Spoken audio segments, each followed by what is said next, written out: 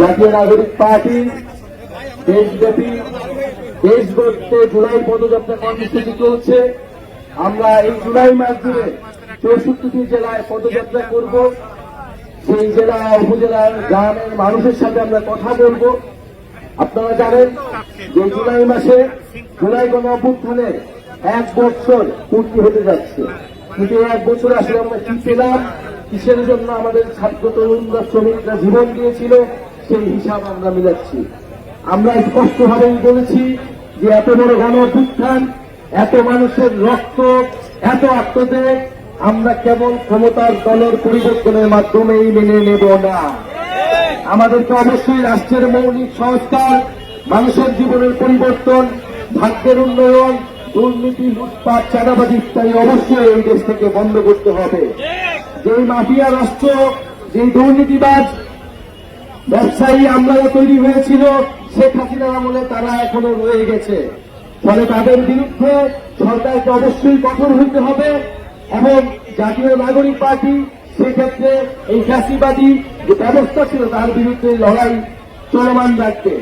আপনারা জানেন গত 50 বছরে এই উত্তরবঙ্গের যে প্রান্তের জেলাগুলো রয়েছে, কুড়িগ্রাম, লালমনিরহাট, সেই জেলার কোনো বিশেষ উন্নয়ন হয় নাই। কিন্তু গত 16 বছর আমরা কেবল উন্নয়ন আর উন্নয়ন শুনছি। আমরা ভেবেছিলাম যে লালমনিরহাটে এসে দেখে আমরা সেই শেখ হাসিনার উন্নয়ন কিছুটা হলেও দেখতে পারবো, কিন্তু দুঃখের বিষয়ে আমরা দেখেছি যে লালমনিরহাটের অবস্থা তেমন কোনো পরিবর্তন হয় নাই। রাজা যায় রাজা আসে, কিন্তু লালমনিরহাটের মানুষের ভাগ্যের পরিবর্তন হয় না। কিন্তু আমরা মনে করি 24-এর গণ অভ্যুত্থান আমাদেরকে শিক্ষা দিয়েছে, তরুণরা যদি রাজপথে নামে, সাধারণ মানুষ যদি রাজপথে নামে, ইনশাল্লাহ সবকিছুই আদায় করা সম্ভব। সেই আদায়ের লক্ষ্যেই জাতীয় নাগরিক পার্টি গঠিত হয়েছে। আমরা কুড়িগ্রামে পদযাত্রা করেছি, আমরা সেখানেও বলেছি, আমরা তিস্তা প্রকল্পের কথা বলেছি, যেই তিস্তার জন্য আমার উত্তরবঙ্গের মানুষ, আমার উত্তরবঙ্গের কৃষকেরা তারা ফসল ফলাইতে পায় না।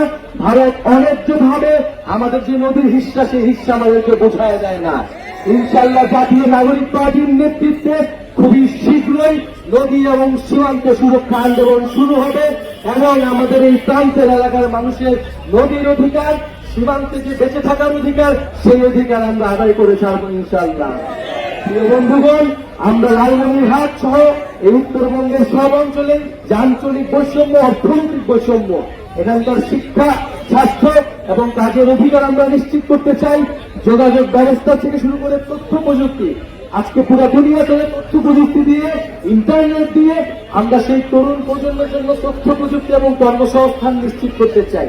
জাতীয় নাগরিক পার্টি একগুচ্ছ তরুণদের অনেক স্বপ্ন নিয়ে রক্তের বিনিময়ে এই দল গঠিত হয়েছে। আমাদের এই দল গঠনের কোনো দরকার ছিল না, প্রয়োজন ছিল না। সময়ের প্রয়োজনে, বাংলাদেশের মানুষের আহ্বানে এবং এত এত শহীদের রক্তের যে আত্মত্যাগ, সেটা ঋণ শোধ করতে আমাদেরকে এই দল গঠন করতে হয়েছে, যাতে আপনারাও বিকল্প নেতৃত্ব পান, আপনারাও একটা বিকল্প বেছে নিতে পারেন। এখন আপনাদের প্রতি আমাদের আহ্বান থাকবে, অনুরোধ থাকবে যে আমাদেরকে সহায়তা করুন, আমাদেরকে সহযোগিতা করুন।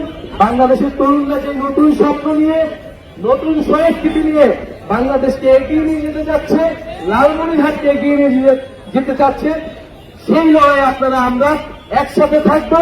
এবং আগামীর বাংলাদেশে আমরা বলেছি যে বিচার সংস্কার এবং নতুন সংবিধানের মধ্য দিয়ে যেতে হবে।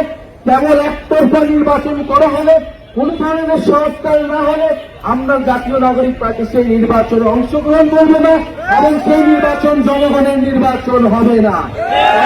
সুস্থ নির্বাচন করতে হলে মৌলিক সংস্কারের জন্য যে কার্যক্রম চলছে, জুলাই সনদ এই মাসে হওয়ার কথা, সেই সনদ আদায় করার জন্যই আমরা রাজপথে নেমেছি। জুলাইয়ের ঘোষণাপত্র, নতুন সংবিধান এবং যেই শেখ হাসিনা এবং ফ্যাসিস্ট আওয়ামী লীগরা গত 16 বছর আমাদের অধিকার হরণ করেছে, খুন করেছে, তার বিচার নিশ্চিত করতে হবে। যারা সন্ত্রাসী বাহিনী ছিল তাদেরকে এখনো গ্রেফতার করা হয়নি, আদালতে কিন্তু তাদেরকে ছেড়ে দেওয়ার ব্যবস্থা করা হচ্ছে, বিভিন্ন জায়গা থেকে তাদের পুনর্বাসনের চেষ্টা করা হচ্ছে। এই সকল চেষ্টা, গণঅভ্যুত্থান বিরোধী চেষ্টাকে প্রতিহত করতে হবে। ইনশাল্লাহ আমরা লালমনিরহাটে আবারও আসবো এবং আগামী সংসদে তরুণদের, নতুনদের বিজয় হবে ইনশাল্লাহ।